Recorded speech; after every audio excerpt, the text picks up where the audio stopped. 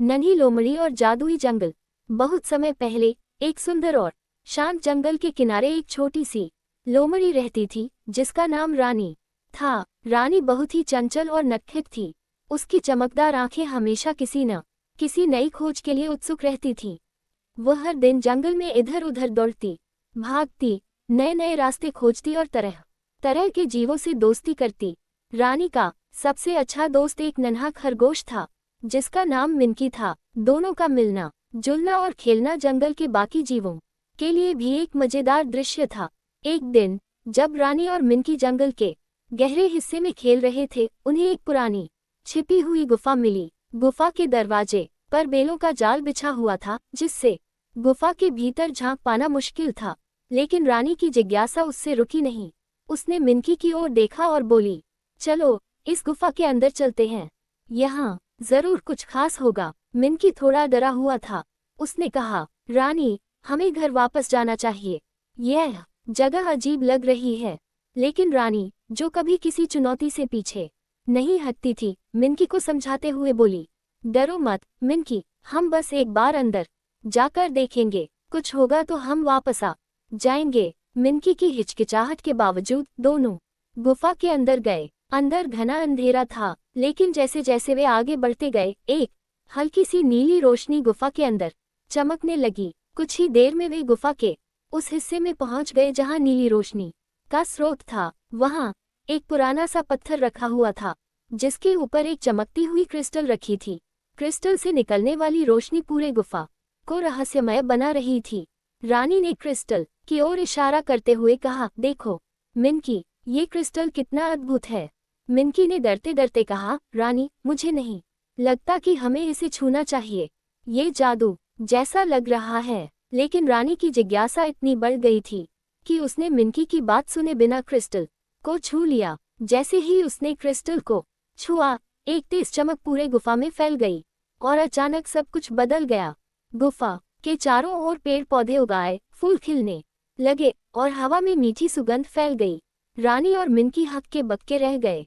वे जहां खड़े थे वह अब एक जादुई जंगल जैसा लग रहा था। चारों ओर रंग बिरंगे फूल, जंगली लताएं और चमकती हुई जुगनू जैसी रोशनी थी। ये जंगल उनके अपने जंगल से बिल्कुल अलग था। यह क्या हो गया? मिनकी ने आश्चर्यचकित होकर पूछा। रानी भी हैरान थी, लेकिन उसने जल्दी ही अपने आप को संभाला और बोली, लगता है हमने किसी जादुई जंगल में प्रवेश कर लिया है। ये तो बहुत ही रोमांचक है। जैसे ही वे आगे बढ़े, उन्हें एक बूढ़ा कछुआ मिला जो धीरे धीरे उनके पास आया। उसकी आंखों में गहरी समझदारी और दयालुता थी। वह बोला, तुम दोनों ने जादुई क्रिस्टल को छूकर इस जंगल के द्वार को खोल दिया है। अब तुम इस जंगल की पहेलियों को हल करके ही वापस अपने घर जा सकते हो। रानी और मिनकी ने एक दूसरे की ओर देखा। रानी ने कछुए से पूछा, क्या हमें घर वापस जाने के लिए कोई विशेष काम करना होगा? कछुए ने धीरे से सिर हिलाते हुए कहा, ये जादुई जंगल तुम्हारी बुद्धिमानी और साहस की परीक्षा लेगा। तुम्हें 3 चुनौतियां दी जाएंगी और अगर तुम उन्हें हल कर पाते हो तो तुम्हें घर वापस जाने का रास्ता मिल जाएगा। रानी को चुनौतियां स्वीकार करने का उत्साह था, लेकिन मिनकी थोड़ा डरा हुआ था। फिर भी दोनों ने साहस जुटाया और चुनौती स्वीकार कर ली। पहली चुनौती थी एक बड़ा पेड़ जिसके ऊपर अनगिनत बेलें लटक रही थी और उन बेलों में छिपा हुआ था एक सुनहरा पत्ता।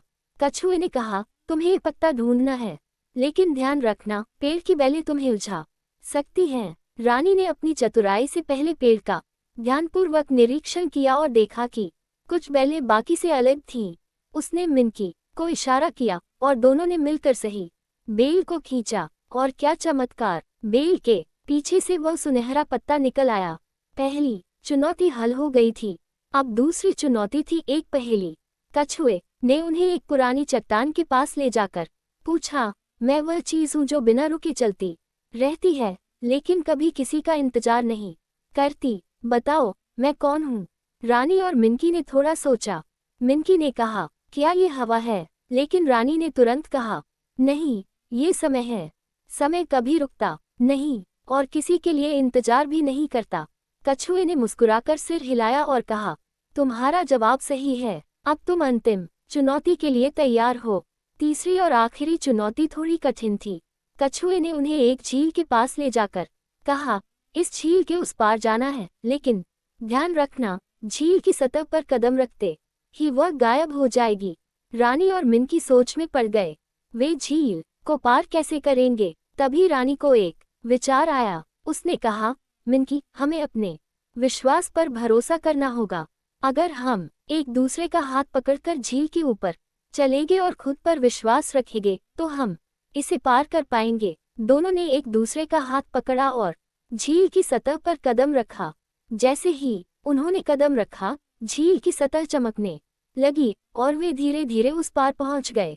जादुई जंगल ने उन्हें सफल माना और जैसे ही वे झील के पार पहुंचे, उनके सामने एक चमकता हुआ दरवाजा प्रकट हुआ। कछुए ने कहा, अब तुम अपने घर लौट सकते हो। तुमने अपनी बुद्धिमानी और साहस से सभी चुनौतियों को हल कर लिया है।